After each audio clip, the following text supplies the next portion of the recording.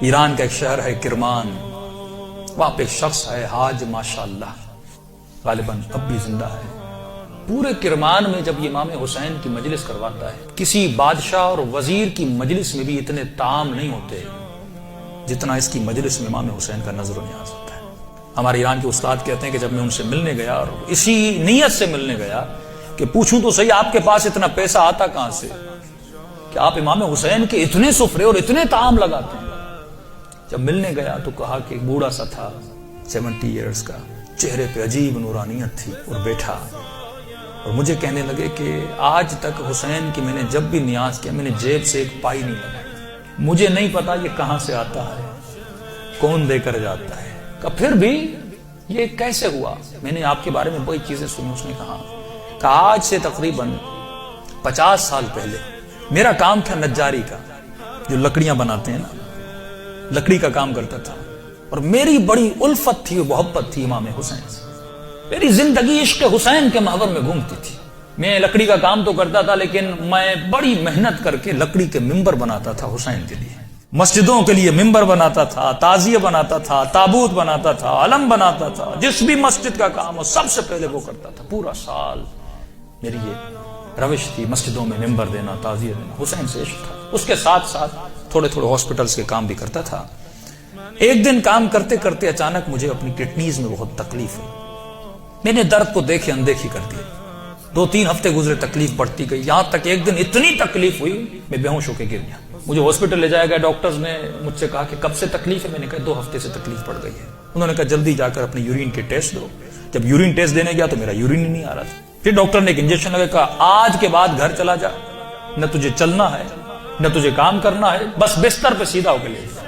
کہ جب گھر پہنچتے پہنچتے میرے پاؤں پھول گئے، اور کہتا ہے کہ مولانا اس دن کا سونا 4 سال تک میں اسی طرح بستر پہ سویا رہا، بدن پھول گیا، نہ ہاتھ ہلا سکتا ہوں نہ پاؤں ہلا سکتا ہوں، یہاں تک کہ میں نے آنکھوں سے دیکھنا بھی چھوڑ دیا، بس مجھے کانوں سے آوازیں سن جاتی تھی۔ جب اس تکلیف میں پہنچا نا، اپنے جتنے رشتہ دار تھے سب چھوڑ کے چلے گئے۔ ایک میری بوڑھی ماں تھی، لوگ میرے قریب نہیں آتے تھے کہ یہ بیمار ہے اس کے قریب نہیں جاؤ، لیکن میری بوڑھی ماں میری خدمت کرتی رہی۔ ماؤں کی قدر کرو جب تک زندہ ہے۔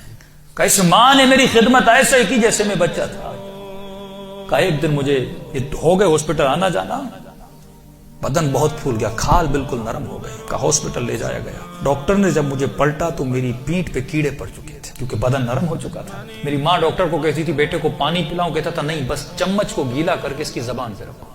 کہا 4 سال میں نے وہ پیاس چکھی جس کو سوچ کے میں حسین پہ روتا تھا۔ شدت پیاس میں نے بس دل میں نے حسین حسین حسین کو، اپنے آقا کو میں نے امید نہیں توڑی، حسن ظن تھا میرے آقا حسین پہ۔ کہ جب آخری دن ہاسپٹل میں گئے تو ڈاکٹرز نے میری ماں کو کہا بس یہ چند دن کا مہمان ہے، اسے گھر لے جاؤ۔ یہ میں نے آواز سنی اور سنی تو میں رو پڑا۔ میں نے کہا امام حسین 4 سال سے آپ سے امید لگا کر بیٹھا، مولا کیا آپ کا عاشق اسی طرح مر جائے گا؟ دنیا کیا کہے گی؟ حسین کے ممبر بناتا تھا اور حسین نے اسے شفا ہی نہیں دی۔ تو میری ماں نے گھر کے سرداب میں لا کر مجھے سلا دیا۔ کہ وہ دن تھے محرم کے دن، پہلی محرم ہوئی، میری ماں نے جلدی جلدی گھر میں صفائی کرنا شروع کی اور نیچے آئی، کہنے لگی میرے لال محرم شروع ہو گیا ہے، اب میں تجھے حسین کے حوالے کرتی ہوں، میں جاتی ہوں مجلس سننے۔ کہتا ماں یہ کہہ کر چلی گئی، اس سرداب میں سو رہا تھا، 4 محرم کی رات آئی، آج بھی اس کا گھر موجود ہے، سب کچھ ہے۔ 4 محرم کی رات آئی، میں نے دیکھا کھڑکی سے ایک پرندہ اندر آیا۔ کہتے تب تک کان کام کرتے تھے لیکن جیسے یہ پرندہ آیا میری آنکھوں نے دیکھنا شروع کیا، لیکن یہ عجیب کبوتر تھا جس کے 3 پر تھے، سفید تھا، سبز تھا اور لال پر تھا۔ میں نے زندگی میں ایسا کبوتر دنیا میں کہتا میں نے نہیں دیکھا، پنجے اس کے لال تھے۔ آیا اور آ کر میرے سرہانے پہ بیٹھ گیا۔ بیٹھنے کے بعد اس نے کلام کرنا شروع کیا، میرے کانوں میں آواز دے کر کہا تجھے پیاس لگی ہے، کچھ کھاؤ گے، کچھ پیو گے؟ کہا 4 سال سے زبانوں پہ تالا لگا تھا پر اب یہ تالا کھل گیا۔ میں نے کہا مجھے بہت پیاس لگی ہے، اتنے سالوں سے پیاسا ہوں۔ کہ پتہ نہیں اس کی چونچ میں کیا تھا، اس نے میرے منہ میں ڈالا، بس وہ بدن میں جانا تھا، ایک عجیب سی فرحت مجھے ملی۔ پھر وہ پرندہ اڑا اور اڑ کے سامنے کرسی تھی اس پہ بیٹھ گیا۔ اب میں کہہ رہا اپنے ذہن میں یہ کہہ رہا تھا کہ مولا حسین اگر تو نے بھیجا ہے تو یہ اڑ کے میرے پاس آئے گا یا میرے بستر کے نیچے جائے گا، اگر تو نے نہیں بھیجا یہ اڑ کے چلا جائے گا۔ اتنا کہنا تھا، وہ پرندہ اڑا اور میرے بستر کے نیچے جا کر بیٹھ گیا۔ کہ بس اتنا ہوا، لیکن ابھی بھی بستر پہ لیٹا ہوا ہوں، لیکن تھوڑی فرحت مجھے مل چکی ہے۔ اب سوچ رہا ہوں یہ پرندہ کون ہے، کہاں سے آ رہا ہے۔ اتنے میں صبح ہوئی، میری ماں نیچے سرداب میں آئی اور اس کے ہاتھ میں رومال تھا۔ پہلے زمانے میں جب لوگ روتے تھے تو ایک رومال رکھتے تھے۔ کہ جلدی دوڑی دوڑی آئی اور گیلا سا رومال تھا، اس نے اس رومال کو میرے اوپر نچوڑنا شروع کیا۔ میں نے کہا کہ اماں یہ کیا ہے؟ کہا یہ حسین کے غم میں جو آنسو بہائے نا تیرے بدن پہ مل رہی ہو تاکہ خدا تجھے شفا دیتے۔ کہ یہ کہہ کر میری ماں چلی گئی۔ جیسے جا رہی تھی میں نے کہا اماں اگر زحمت نہ ہو، ایک کبوتر ہے اس بستر کے نیچے، اگر زحمت نہ ہو اس کے لیے تھوڑا دانا اور پانی رکھ لو۔ ماں نے کہا کبوتر کہاں سے؟ کہا بس رکھ لو۔ کہ ماں آئی اور اس نے نیچے دانا رکھا، پانی رکھا، چلی گئی۔ کہتے غالباً 10 محرم کا دن ہوا، عاشورہ کا دن ہوا۔ میں نے کہا مولا حسین آپ کی عاشورہ بھی آ گئی، اب بھی مجھے شفا نہیں دو گے؟ کہا رو ہی رہا تھا کہ اچانک میرے کمرے کا دروازہ کھلا اور میں نے ایک نورانی شخص کو اندر آتے ہوئے دیکھا۔ کہ تب بستر کے ساتھ جو کرسی تھی وہاں آ کر بیٹھ گئے۔ بس میں نے چہرہ دیکھ کے سمجھ گیا یہ میرا حسین ہے۔ مجھے نہیں پتا میں نے کیسے سمجھا، لیکن میں نے دیکھا، میں سمجھ گیا یہ میرا آقا حسین ہے۔ کہہ رہا جیسے میں نے امام حسین کو دیکھا، خود کہتے میں نے مولا کا یہ بازو پکڑ لیا اور بازو کو پکڑ کے میں نے حسین کو لپٹنے کی کوشش کی۔ کبھی بازو کا بوسہ لے رہا تھا، کبھی ہاتھوں کا بوسہ لے رہا تھا۔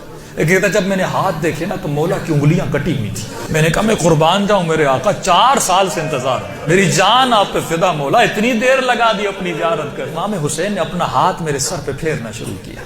کہا آج ماشاءاللہ ہم آ گئے، ہمارا انتظار تھا، ہم آ گئے، تیرا انتظار ختم ہو گیا، بتا تجھے کیا چاہیے؟ میں نے کہا میں نہیں بتاؤں گا، آپ کو پتا ہے مجھے کیا چاہیے، آپ میرے حال کو دیکھ رہے، میں زبان سے کچھ نہیں مانگوں گا، آپ کو پتا ہے کہ مجھے کیا چاہیے۔ اتنا کہنا تھا، حسین نے میرے وجود پہ ہاتھوں کو پھیرنا شروع کیا، میرے ہاتھوں کو پھیرا، میرے کاندھوں کو پھیرا، میرے جسم پہ ہاتھ لگائے۔ کہا آج ماشاءاللہ جو تجھے چاہیے تھا حسین نے دے دیا۔ میں نے کہا آقا آپ کا بہت شکریہ۔ کہ مولا میں نے ایک نظر کی تھی۔ کیا کی تھی آج ماشاءاللہ؟ مولا میں نے نظر کی تھی اگر آپ مجھے شفا دیں گے میں 10 دن آپ کا نیاز کروں گا، 10 دن مجلس کروں گا اور 10 دن آپ کا نیاز کروں گا۔ امام حسین نے کہا آج ماشاءاللہ 10 دن اپنی طرف سے کرنا، 8 دن میری طرف سے کرنا۔ کہا مولا 8 دن کس چیز پہ؟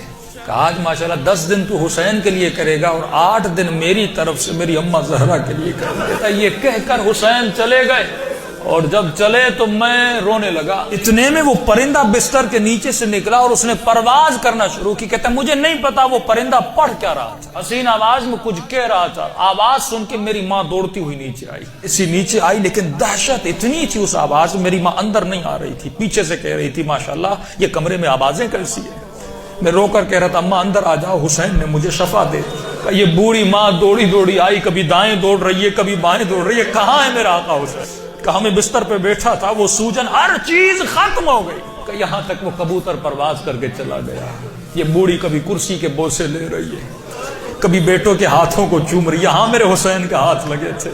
روتی ہوئی جب صحن میں آیا، ہمسایوں نے سمجھا یہ مر گیا ہے، دوڑے دوڑے آئے کہ ماں رو رہی ہے، شاید بیٹا مر گیا، لیکن جب پہنچے کیا دیکھا، اسے حسین نے زندگی عطا کر دی تھی۔